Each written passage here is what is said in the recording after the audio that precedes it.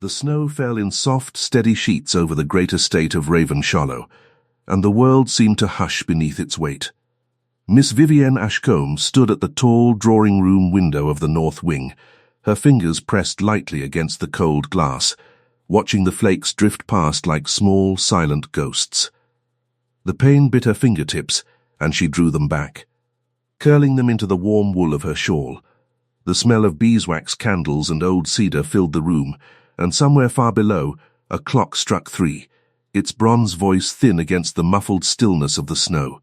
She had been at Ravenshallow for 11 days, and in that time she had learned the shape of its silences better than the shape of its rooms. She had come as a companion to the Duke's aunt, Lady Marguerite, a small, sharp-eyed woman who read letters aloud without asking permission and drank her tea scalding hot.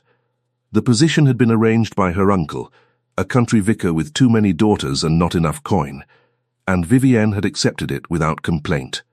For she was 23 and knew that a girl without dowry must take what work she was offered. She had not asked about the Duke. She had not asked about his household. She had only packed her 2 plain gowns, her mother's silver locket, and a book of poems she had read so often the spine had grown soft as cloth. What she had not expected was the boy. She had seen him first on her 3rd morning, a small shape darting across the frozen kitchen garden, wrapped in a coat too large for him, and a red scarf that trailed behind like a wound. He had not looked at her. He had not looked at anyone. The kitchen maid, a broad woman named Bess, had crossed herself and murmured that the young master had not spoken a word since his mother had died the winter before, and that he ran wild through the estate because no one had the heart, or perhaps the strength, to catch him. Vivienne had watched the boy vanish into the hedge maze, and she had felt something small and cold settle in her chest. And she had said nothing.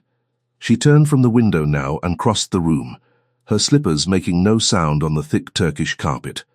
The fire in the grate had burned low, and she knelt beside it, taking the iron poker in her hand and stirring the embers until a fresh flame leapt up. The heat touched her cheeks, and she closed her eyes for a moment, breathing in the sharp, clean smell of wood smoke. Lady Marguerite was napping in the east parlour, and Vivienne had the afternoon to herself, though she did not quite know what to do with it. She had already read her book of poems twice through since Michaelmas. She had already darned every stocking she owned. She had already written her weekly letter to her uncle, though there was little to say and less that she wished to tell him. It was the sound that drew her to the window again, a high, thin sound, like a bell rung once and then swallowed by the wind. She listened, uncertain, and it came again, and this time she knew it was laughter, or something close to laughter, though it was not quite a happy sound. She pressed her face to the glass and squinted through the falling snow, and she saw the boy. He was at the top of the long hill that sloped away from the house toward the western wood. He was alone. He had with him a sled, a narrow wooden thing with iron runners, and he was tugging it up the incline with the fierce, wordless determination of a child who has no one to tell him to be careful. Vivienne felt her breath catch. The hill did not end in the wood. The hill ended, she knew, at the edge of the old quarry, where the ground fell away in a sudden cliff of stone and ice, and where the villagers had been warning children away for as long as anyone could remember. She had walked out that way on her 2nd day, curious about the land, and she had stood at the lip of that drop with her heart in her throat, looking down at the tumbled rocks below. She did not think. She moved. She was through the drawing-room door and down the great staircase before she had finished forming the thought, her shawl slipping from one shoulder, her hair coming loose from its careful knot. The great hall was empty. The butler, Miss Pembry, was nowhere to be seen. She crossed the marble floor in a half-run, her slippers slapping the stone, and she pulled open the heavy oak door and plunged out into the cold. The cold hit her like a slap. Her breath came out in a white cloud, and the snow bit through the thin soles of her slippers within 3 steps. She did not stop. She lifted her skirts in both hands and ran across the frozen gravel of the drive, ran across the white lawn where the snow came up to her ankles, ran toward the hill where the small figure of the boy stood black against the grey sky. She was halfway across the lawn when she saw him climb onto the sled. She opened her mouth to call to him, but her voice was small, and the wind was large. and the wind ate her voice before it left her lips. She ran harder. Her lungs burned. The snow found its way into her slippers and up her stockings, and she felt nothing but the terrible cold pull of the ground going away beneath her, of every step falling too slow, of her own body being too far, too far, too far.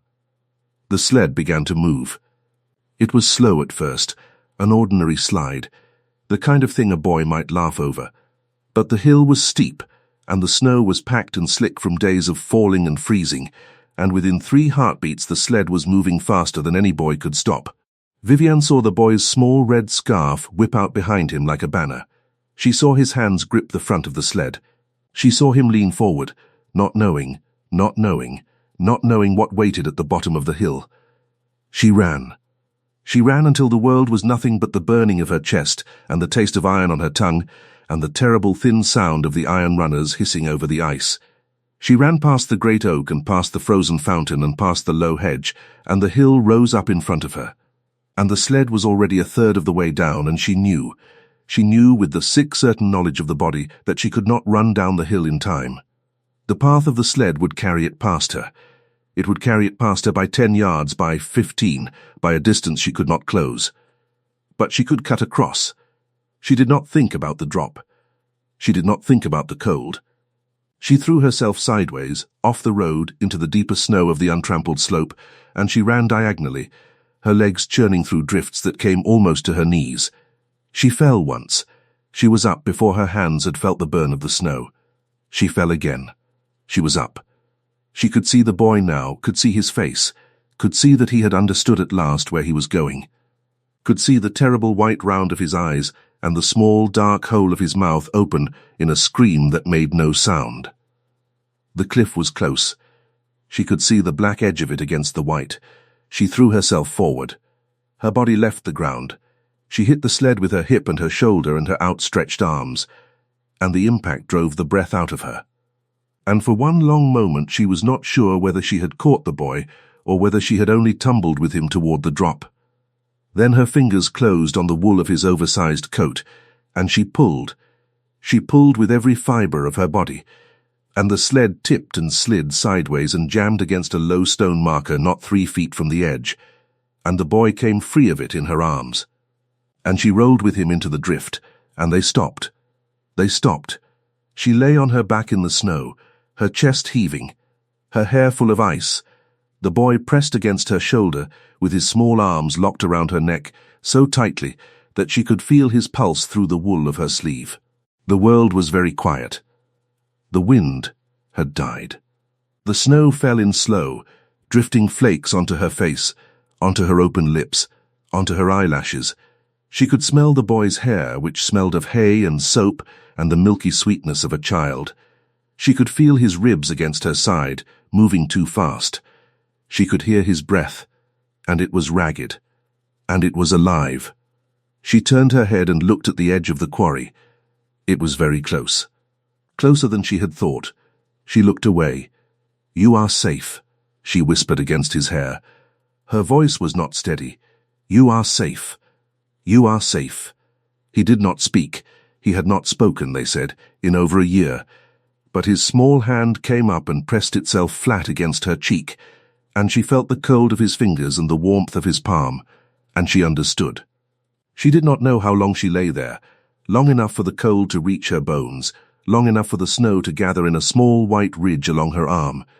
She was gathering her strength to rise when she heard the sound of running boots on the packed snow of the road above, and a man's voice, low and hoarse and stripped of everything but fear, calling a name she had heard only in the servants' quiet talk. Tobias. Tobias. She sat up. The boy did not release her neck. The Duke of Ravenshallow came over the crest of the hill at a run, without a coat, his dark hair loose about his face, his shirt sleeves rolled and white against the grey air. He was a tall man. She had seen him only twice before, both times at a distance. Once passing through the great hall, and once mounted on a black horse. She had thought him austere then, all hard lines and heavy silence. She thought nothing now. She only watched him come. He saw them. He stopped for the space of one breath. Then he came on, and he was on his knees in the snow beside her before she could speak, and his hands reached out but did not touch. Hovered above the boy's back as though he did not trust his own strength. "Tobias," he said, and his voice broke on the word. The boy turned his face against Vivienne's shoulder and did not look at his father. The Duke's grey eyes lifted to her face. They were the colour of a winter sky, and they were terrible with feeling he did not know how to hold. She saw him take in the tumbled sled, the marker, the black lip of the cliff. She saw him understand. He did not speak. He put one hand, slowly, on the boy's back, and the other hand he laid, without any word at all, over the top of her cold, red-knuckled hand where it rested on the boy's shoulder. His palm was warm. His fingers shook. They stayed that way for a long moment, the three of them, in the snow. Then he found his voice, and it was rough as unplaned wood. "Can you stand?" "I believe so," she said. He rose first. He lifted the boy from her arms, and the boy went to him without resistance, but without softening, his small face turned away, one hand still stretched back toward Vivienne, as though to keep her tethered to him. The Duke saw the reaching hand. Something passed across his face that she could not read. He shifted the boy so that his small body was pressed against his father's chest, and then he bent down, still holding the child, and offered Vivienne his free hand. She took it. His grip was firm. He drew her to her feet as easily as though she weighed nothing. And she felt the warmth of him through the cold and the wet and the shock, and she almost swayed. He steadied her with his elbow at her back. "Your slippers," he said. She looked down. Her thin slippers were black with wet, ruined past mending. Her stockings clung to her legs. She could not feel her toes. They were not the correct shoes for running, she said, and she meant it lightly. And it came out lightly, and the Duke let out a sound that was not quite a laugh, and not quite anything else, and he shook his head. "Come," he said. "You will freeze." They walked back up the hill together, the Duke carrying his son and holding her elbow with his other hand, as though he was not certain which of them was in more danger of falling. The snow began to thicken. By the time they reached the drive, Mr. Pembry the butler and 2 footmen were hurrying out with blankets and a lantern, and behind them came Lady Marguerite with her sharp eyes very wide and her small hands pressed against her mouth. "Merciful heavens," Lady Marguerite said. "Miss Ashcombe, your feet." "She has saved my son," the Duke said.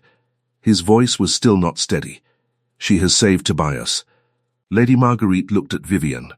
Lady Marguerite looked at the boy in the Duke's arms, the boy who had not spoken since his mother had died, the boy whose small hand was still stretched back toward the young woman with the wet hair and the ruined slippers.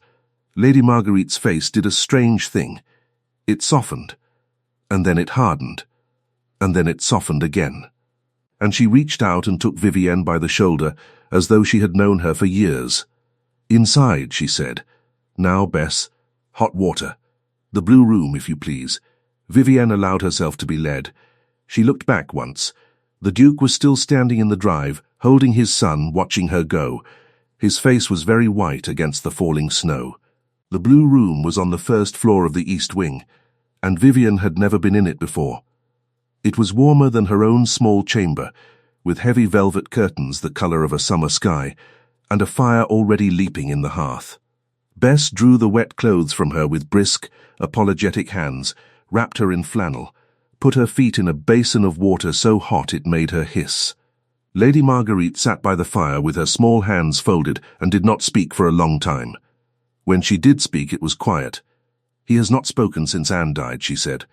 "Tobias, he has not spoken. Do you understand?" "Bess told me," Vivienne said. "He put his hand on your face." "Yes." Lady Marguerite looked into the fire. Her jaw worked. When she looked back at Vivienne, her eyes were bright with something that was not quite tears. "He is my grandnephew," she said. "I have loved him since he was born. He has not let me touch his face in 14 months. Vivienne did not know what to say. She said nothing. Lady Marguerite nodded, as though this was the right answer, and returned to looking at the fire. That night, Vivienne slept in the blue room. She had told Bess she could return to her own chamber, but Bess had looked at her with such offended tenderness that Vivienne had let it pass. She lay in the great bed with its blue hangings and listened to the fire crackle and the wind move around the corners of the house, and she thought about the Duke's hand over hers in the snow. His fingers had shaken. A man of his standing, a man of his years, a man who was master of a house and 100 servants, and his fingers had shaken because his son was warm and breathing against his chest. She did not think of him as handsome. She thought of him as a man who had almost lost the last thing he had. She was 3 days abed. Her feet had frozen in patches, and Bess made her keep them wrapped, and Lady Marguerite came in twice a day to read her the more interesting parts of her correspondence, and once to bring her a small dish of preserved figs. On the 4th day, Vivienne walked stiffly down to the small parlour off the library, where Lady Marguerite took her afternoon tea. And she sat by the window with a book in her lap and did not read. The door opened. She looked up. The Duke stood in the doorway. He was dressed with more care than she had seen before. His dark coat, well brushed, his cravat carefully tied. But his eyes were the eyes of a man who had not slept enough.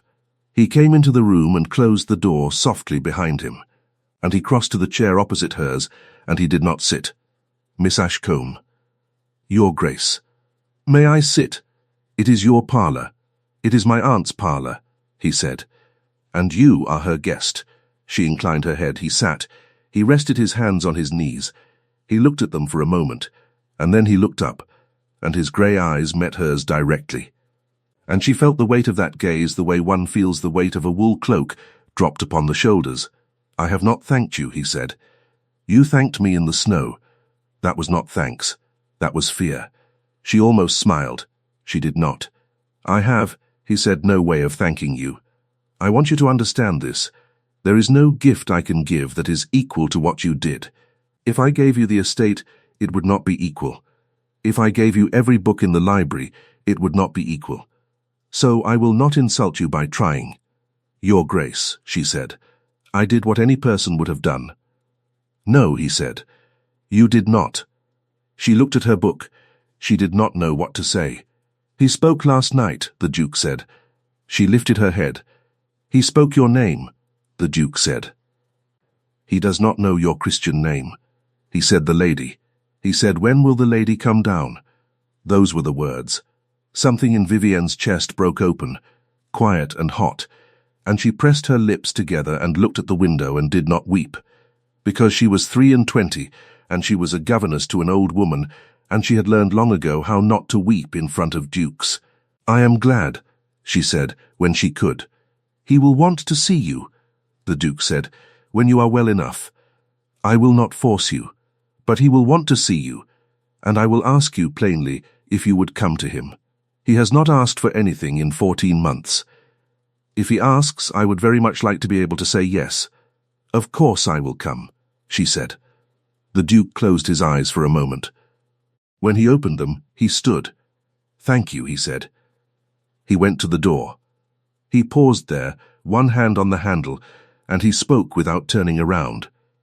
Miss Ashcombe, your slippers were ruined. Yes, there will be boots in the hall by the front door. They will be your size.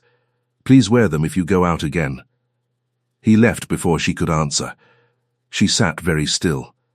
Then she rose and walked, slowly and stiffly, to the great hall. In the low bench by the front door there was a pair of boots. They were plain and well made, of the softest black leather, lined with lamb's wool. They were exactly her size. There was no note. There was no ribbon. There was only the pair of boots waiting, as though they had always been meant to be there. She wore them that afternoon, when she walked to the small chapel at the edge of the west lawn, and her feet did not once feel the cold. Tobias came to her the next morning. He was brought by Bess, who released his hand at the door of the blue parlour, and stepped back into the hallway with the air of a woman witnessing a small miracle. The boy stood in the doorway with his red scarf in his hand and his dark hair combed flat, and he looked at Vivienne without smiling. She did not smile at him either. She had learned, in her years of caring for the vicar's smallest sisters, that a child in pain did not want performance. Good morning, Master Tobias, she said. He walked to her. He stopped in front of her chair. He held out the red scarf. For me? She said. He nodded. "Thank you," she said. She took the scarf and folded it in her lap. It smelled of hay and of the milky sweetness she remembered from the snow. He watched her fold it. Then he climbed, without asking, into the chair beside hers, and he did not lean against her, and he did not touch her, but he sat. And she understood that sitting was what he had come to do. "Would you like me to read to you?" she said. He nodded once. She read to him from her book of poems. The words were too old for him, but she thought that did not matter. She thought the sound was what he had come for. When the clock struck the half-hour, he stood, and he took her hand for the space of 2 heartbeats, and he let it go. And he walked out of the room. She sat with the scarf in her lap for a long time. The days grew shorter. The snow deepened, then thinned, then deepened again. Christmas came and went with a small, quiet observance in the great hall, and the Duke did not preside over it as she had expected. He sat at the long table with his aunt on one side and his son on the other, and he ate little and spoke less, and once he lifted his eyes across the table to where Vivienne sat with the housekeeper and 2 of the tenants' widows who had been invited to share the meal, and he held her gaze for the length of one drawn breath before he looked down at his plate again. Tobias came to her every morning. Sometimes she read. Sometimes he sat and drew on a slate with a piece of chalk. Once he brought a small wooden horse and set it on her knee and looked at her with a question in his face, and she said, "He is very fine," and Tobias nodded gravely and took the horse back and left. He did not speak to her. But she noticed, on the 2nd week of these visits, that he had begun to speak to Bess in the hallway outside the door. Not many words, but words. She met the Duke rarely in those weeks. Once in the library, where he was writing at a desk by the window, and she had come in search of a book of sermons Lady Marguerite had requested. He rose when she entered. He inclined his head. He said, "The sermons are on the 2nd shelf, to the left of the fireplace." She said, "Thank you, Your Grace." He sat down again. She took the book. She left. Once in the stable yard, where she had gone to look at the young foal Bess had told her about, and he had been standing in his shirt sleeves talking to the head groom about a bay mare's leg. He had turned when he saw her. He had said, "Miss Ashcombe, the foal is in the 3rd stall." She had gone to the 3rd stall. When she came out, he was gone. She did not know what to make of him. She thought perhaps he did not know what to make of her. It was in the 3rd week of January, on an afternoon of hard grey sky, that Lady Cordelia arrived. Vivienne knew of Lady Cordelia only through Bess's cautious murmurs. Lady Cordelia was the sister of the Duke's late wife. She lived at a smaller estate some 10 miles distant, and she called on Ravenshallow perhaps once a month, always with a great deal of luggage and a great deal of intention. It was widely understood among the servants, though never said aloud, that Lady Cordelia had decided some time ago that she would become the 2nd Duchess of Ravenshallow, and that only the Duke's grief and the child's silence had prevented her from being so already. She swept into the great hall in a travelling gown of dark green velvet and a hat with 3 long feathers, and she embraced Lady Marguerite without waiting to be greeted, and she asked in a voice that carried where her dear brother-in-law might be found. Vivienne, sitting on the stairs where she had been coming down with a message from Lady Marguerite, rose and stepped aside. Lady Cordelia looked up. Her eyes were very pale blue, and they moved over Vivienne with the swift, complete assessment of a woman who has spent her life measuring other women. "And this," Lady Cordelia said, "must be the girl." "This is Miss Ashcombe," Lady Marguerite said. Her voice had gone quite cool. "My companion." "Yes, of course," Lady Cordelia said. She smiled. It was a fine smile, and it did not reach her eyes. The heroine of the snowbank. "My dear, I have heard all about you. What a very brave thing you did, and so fortunate, too, that you happened to be looking out of the correct window at the correct moment." Vivienne curtsied. "I was fortunate," she said. "Indeed, fortune has been very kind to a great many young women of small means this past winter. One reads of it in the papers. I do hope you are recovering. Your poor little feet." "They are well, thank you." "How wonderful. You must be so eager to return to your duties. I imagine my aunt has been quite lost without you, sitting up in her rooms with no one to fetch her tea. Lady Marguerite made a small sound. Lady Cordelia did not seem to hear it. She swept on toward the parlour, unpinning her hat as she went, calling for Mr. Pembury to send for the Duke at once. Vivienne stood on the stairs and did not move for a long moment. She had been curtsied at and dismissed by better women than Lady Cordelia. She was not troubled by it. She was troubled, rather, by the small sharp thing that had settled in her chest at the words, "the correct window at the correct moment," and by her knowledge that the small sharp thing was pride, and that she had not known she still had any pride to be pricked. She delivered Lady Marguerite's message. She returned to her own chamber. She sat by her window and looked at the snow. Lady Cordelia stayed a week. She was everywhere. She was at breakfast, at luncheon, at tea, at dinner.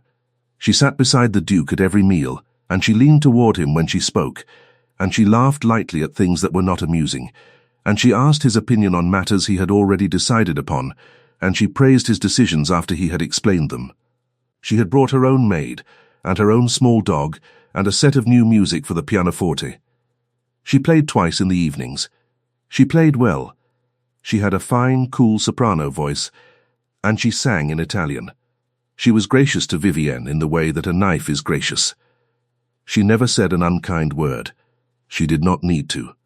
On the fourth day of her visit, in the drawing-room after dinner, with Lady Marguerite dozing in her chair and the Duke standing by the fire with a glass of port in his hand, Lady Cordelia laid down her music and turned on the piano bench and smiled her fine smile at Vivienne.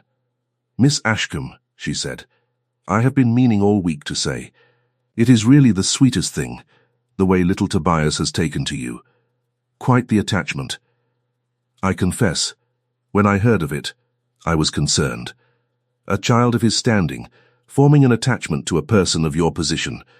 It could cause the poor mite such difficulty later. But of course you understand. You would never encourage him beyond what is proper. I know you would not. It would not be kind. He will forget you, of course, when you have gone. Children do. It is a mercy. But we must be careful not to let him grow too fond in the meantime." The room was very quiet. Lady Marguerite's breath caught, then evened in sleep. The fire snapped. The Duke did not move. Vivienne set down her book. She rose. She looked at Lady Cordelia, and she said in the small, steady voice she used with the vicar's littlest girls when they had said something they should not have said, "You are quite right, Lady Cordelia. Children should not be encouraged in attachments that will cause them pain. I shall be careful of it." She curtsied. She wished Lady Marguerite a good evening, though Lady Marguerite could not hear. She curtsied to the Duke. She walked from the room. Her back was very straight. Her hands did not shake. She did not weep in the hall. She did not weep on the stairs.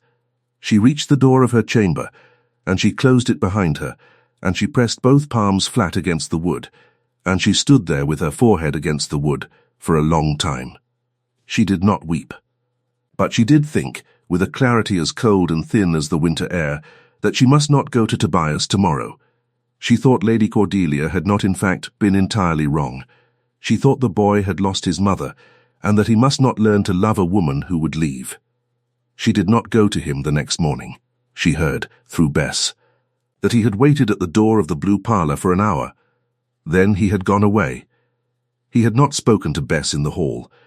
She did not go to him the next morning either. On the third morning, Lady Marguerite came into Vivienne's chamber without knocking. She was carrying a small silver tray with 2 cups of tea and a folded piece of paper.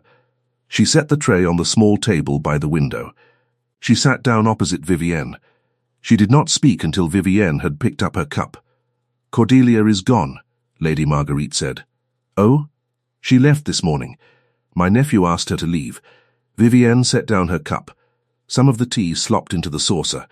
"He asked her to leave," Lady Marguerite said, very civilly, over breakfast, and he had the carriage brought round within the hour. He told her that her presence had become inconvenient. Those were his precise words. Inconvenient. It is not a word she has heard applied to herself in her life. "I do not understand." "You understand quite well," Lady Marguerite said. "You are a clever girl, and you are not to insult us both by pretending otherwise. My nephew heard what she said to you in the drawing-room. He heard every word. He was standing at the mantel with a glass of port in his hand, and he heard every word. And he said nothing at the time because he saw what you were going to do, and he did not wish to take it from you. He has spoken of little else these 3 days. Lady Marguerite, he has said, Lady Marguerite said that he will not have his son taught that kindness must be repaid with cruelty. He has said that if the boy grows fond of a woman who has saved his life, then it is the business of the household to encourage the fondness, not to police it. He has said that Cordelia has mistaken her welcome for many years, and that her welcome has now been corrected. Vivienne could not speak. He asked me, Lady Marguerite said, to give you this. She held out the folded paper. Vivienne took it. She opened it. She read. There were only 3 lines. Miss Ashcombe, Tobias asked after you this morning. He waited at the door for an hour before he understood you were not coming. If it would not distress you, I would be very grateful if you would come to him today. Ah. She read it twice. She folded it. She looked up at Lady Marguerite, and she saw that the old woman's sharp eyes were very kind. Drink your tea, child, Lady Marguerite said, and then go and mend the small heart you were trying to protect. You were trying to be kind. You misjudged in the direction of kindness. There are worse mistakes. Vivienne went to him. He was in the nursery, sitting on the rug with his wooden horse, and he did not look up when she came in. She sat on the rug beside him. She did not speak for a long moment. Then she said, quietly, I was told a foolish thing, Tobias. I thought I should stay away. I was wrong. He did not look at her. He set the wooden horse down. He picked it up. He set it down.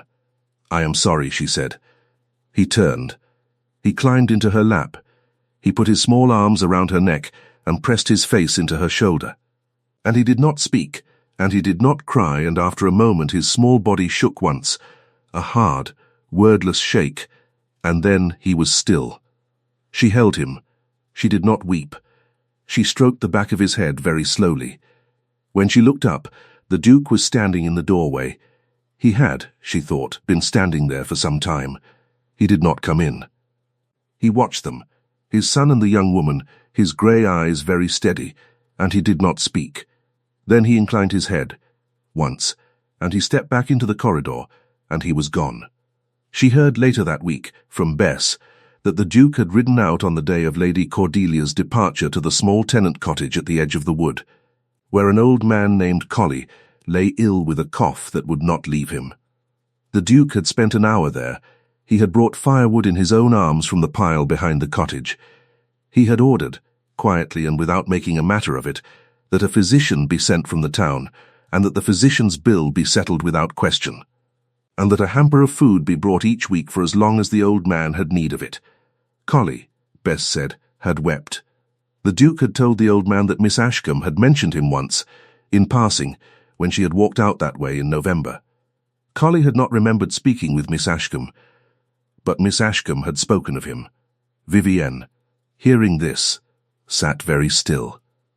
She had indeed walked past Colley's cottage in November, and the old man had been sitting on his step, and she had wished him good day, and he had wished her the same, and coughed a hard cough. She had mentioned him once at breakfast to Lady Marguerite in the ordinary way of country talk. The Duke had been at the far end of the table, reading his letters, and she had thought he was not listening. He had been listening. She said nothing to Bess. She said nothing to Lady Marguerite. She sat by her window that afternoon with the folded note from the Duke on her knee, and she thought, with the same cold clarity that had come to her in Lady Cordelia's presence, that she was in danger. Not the danger of the cliff, or the cold. The other kind. The kind that a woman of 23 who has no dowry and no name learns early to be afraid of. She did not know what to do with the fear. She kept it. She went on. February came. The snow held. Tobias began to speak, still not much, but more than a word at a time. He spoke to Bess. He spoke to Mr. Pembry. He spoke once to his father. And Bess reported that the Duke had left the room afterward and had not been seen for 2 hours. When he had returned, his eyes had been red. Tobias did not yet speak to Vivienne. She did not press him. She sat with him. She read to him. She let him bring her small things, a feather, a smooth stone, once a dried leaf that had somehow survived under the snow, and she thanked him for each one gravely, and she kept them all in a small wooden box on the mantel of the blue parlour. She avoided the Duke. She did not mean to, but she found that her feet took her, when she walked, along the paths where he was least likely to be, and that when she entered a room she looked first to see whether he was in it, and that when he was in it she left with a curtsy as quickly as decency allowed. She did not know why she did this. She knew. He did not seek her out either. But she felt him. She would look up from her book in the drawing room and find him at the far end, reading, and she would not have heard him come in. She would come into the small parlour, and there would be a book on the table that had not been there the day before, a book of poems by a poet she had once, in Lady Marguerite's hearing, mentioned that she loved. There was no note with the book. There was no ribbon. There was only the book, and she took it, and she read it, and she put it back on the table each night, and each morning it was still there. The last snow fell on the 3rd of March.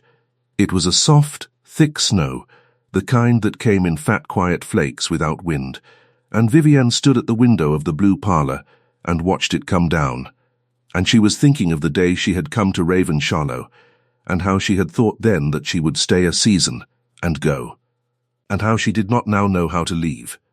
The door opened behind her. She did not turn. She thought it was Bess. Miss Ashcombe. She turned. The Duke stood in the doorway.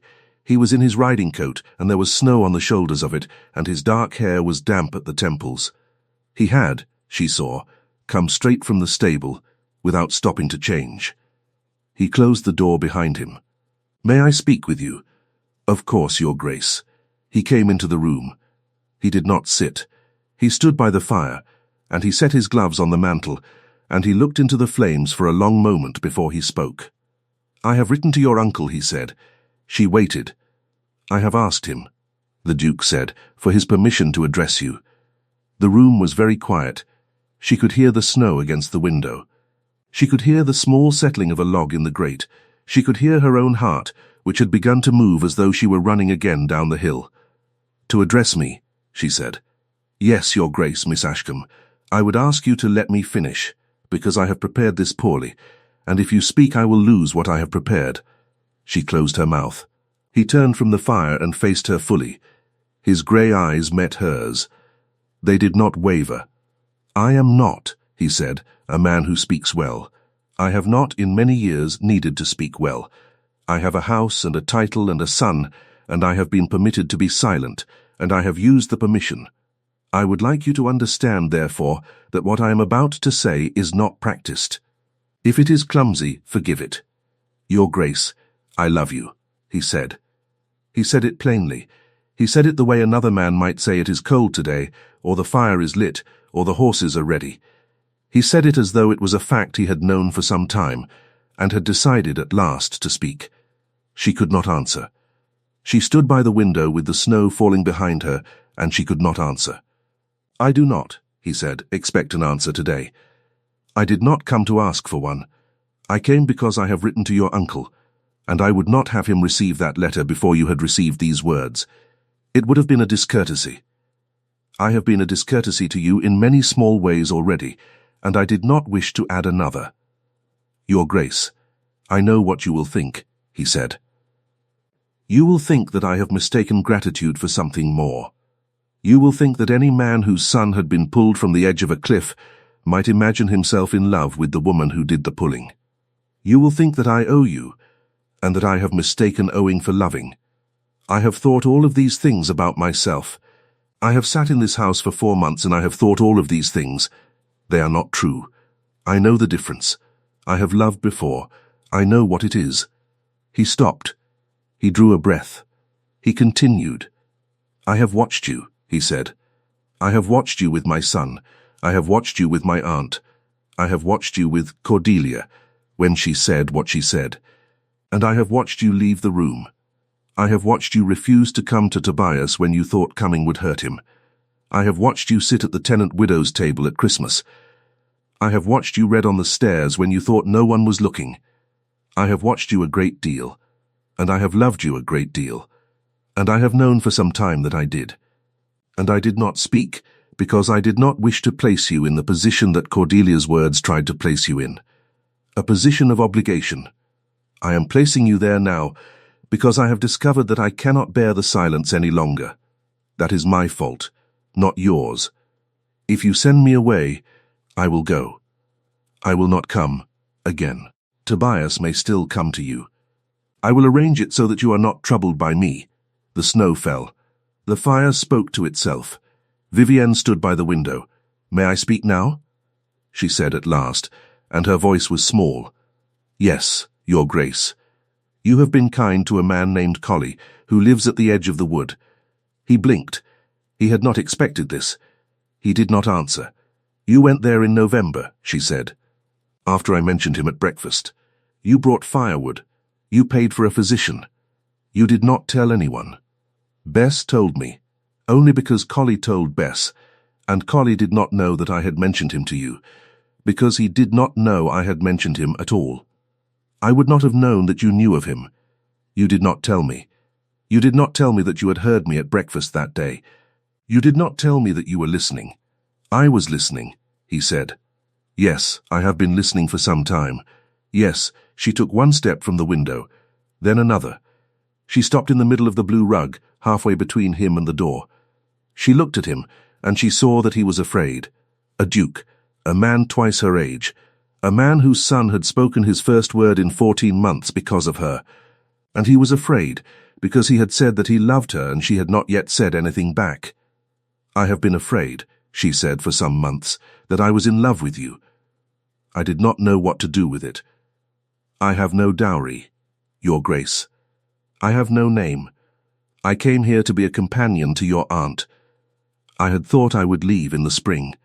I did not know how to leave. I did not know how to stay. I have been very confused. I did not know that you had been watching me. I thought you were only bearing me because of what I had done for Tobias. No, he said. Not because of that. Not only because of that. I know, she said. I know now. He took a step toward her. May I, he said. Yes, she said. He crossed the space between them. He did not seize her. He did not embrace her. He stopped in front of her, and he looked down at her face, and he lifted one hand slowly and laid it against her cheek. His palm was warm from the fire. His fingers this time did not shake. She turned her face into his palm. She closed her eyes. I will write to your uncle again tomorrow, he said very quietly. I will tell him that I have asked, and that you have not sent me away. I will not press you for anything more until you are ready. Do you understand me, Vivienne? I will not press you. Yes, she said. You have all the time in the world. Yes, he did not kiss her. He lifted his hand from her cheek. He picked up his gloves from the mantel. He bowed, very slightly, and he walked to the door. At the door he stopped, and he looked back, and he said, The boots. In the hall. Are they warm enough? They are warm enough. Good, he went out. She stood in the middle of the blue rug for a long time after the door had closed. Then she walked back to the window. The snow was slowing. Somewhere, a bell was ringing in the stable yard. She pressed her palm against the cold glass, and this time she did not draw it back. She thought of a small boy in a red scarf, of iron runners hissing over ice, of a cliff of stone that had been 3 feet from her hip. She thought of a hand shaking over hers in the snow. She thought of a pair of boots waiting on a bench by a door. She thought that she had come to Ravenshallow to be a companion for a season, and that she had, without knowing it, been chosen. Spring came slowly that year. The thaw was gradual. The lawns emerged from the snow in patches of brown and green, and the crocuses came up along the south wall of the kitchen garden. The Duke rode out most mornings. He returned by noon. He came each day to the small parlour where Vivienne sat with Lady Marguerite, and he sat with them for an hour. And he spoke sometimes, and was silent sometimes. And he did not press her. Tobias began in the 2nd week of April to speak to Vivienne. He spoke small things, that the cook had made a pudding, that the black mare had a new foal, that he had lost a button. She answered each small thing as though it were important, because it was. On the 1st day of May, Vivienne walked down through the lawns to the hill where the sled had gone. She had not been there since December. She walked slowly. She wore the black boots. She stopped at the top of the hill and looked down the long slope, and she looked at the stone marker where the sled had jammed, and she looked at the black edge of the quarry beyond, and she did not tremble. The Duke came up behind her. She had not heard him. He did not touch her. He stood beside her, and he looked down the hill with her. "He has not asked to sled again," he said. "He will, one day. Yes, when he does, you will take him. You will hold the sled." Yes, they stood a while longer. The wind moved in the new grass. Somewhere a lark was singing. She could smell the damp earth and the first faint green of the leaves, and beneath it all, the scent of him, which she now knew, rain and wood smoke and leather and something she could not name. "Miss Ashcombe," he said. "Yes, I would like, if you are willing, to speak to your uncle again." "He has already written," she said. "Lady Marguerite showed me the letter. He wrote a fortnight ago. He said that he had no objection, and that he would be very glad, and that he would come at Whitsuntide if you would have him." "Ah, you did not know." "No, he wrote to Lady Marguerite, not to you. He was uncertain of the protocol." "Ah," the Duke said again. His voice was, for the first time in her memory of him, quite unsteady. "Your Grace," she said. "Ronan," he said. "My name is Ronan. I would very much prefer, if you are willing, that you would use it. In private, at least. In private only, if that is what you prefer." "Ronan," she said. She had never spoken the name aloud. It felt strange in her mouth, and then it did not. He turned to her. He offered her his arm. She took it. They walked back up the hill together, past the stone marker, past the place where she had lain in the snow with a small boy pressed against her shoulder, past the frozen fountain that was no longer frozen. At the top of the drive, he stopped, and he turned her to face him, and he looked at her for a long moment as though he was memorizing her. "I did not know," he said, "that I could feel this again. I had not planned to. I had put it down. I had thought it was done. I did not plan either," she said. "No, I do not think one plans." "No," he said.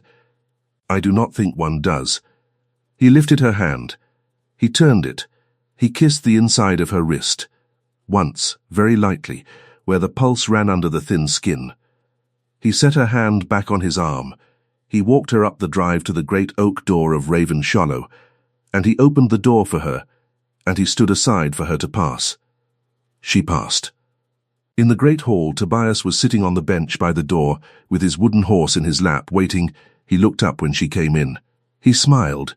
It was a small smile, and it did not last long, but it was the first smile Vivienne had seen on his face in all the months she had been at Raven Shallow, and she felt it settle somewhere deep in her chest and stay there. "Good morning, Master Tobias," she said.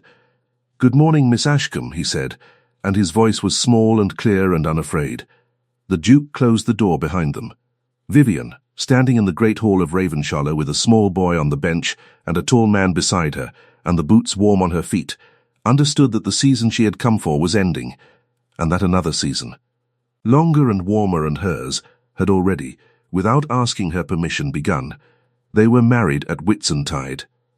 In the small chapel at the edge of the west lawn, with Lady Marguerite in the front pew, and the vicar of the country parish reading the words, and Tobias standing between them in a new blue coat, holding the ring in his small, careful hand.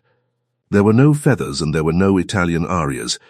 There was the smell of hawthorn in bloom outside the chapel door, and the sound of a lark in the field beyond, and the warmth of a man's hand closing over hers as she said the words, and the small, quiet weight of a child leaning, at last, against her skirt. That night, in the blue parlour that had become her own. The fire burned low, and the windows stood open to the mild spring air, and she stood at the window with her new ring on her hand, and looked out at the dark lawn where the hill sloped away toward the west. The Duke came in behind her. He did not speak. He stood behind her, and he laid his hands lightly on her shoulders, and they watched the dark lawn together. And neither of them said anything for a long time. There was no need. The sled was in the stables. The child was asleep down the hall. The house was warm.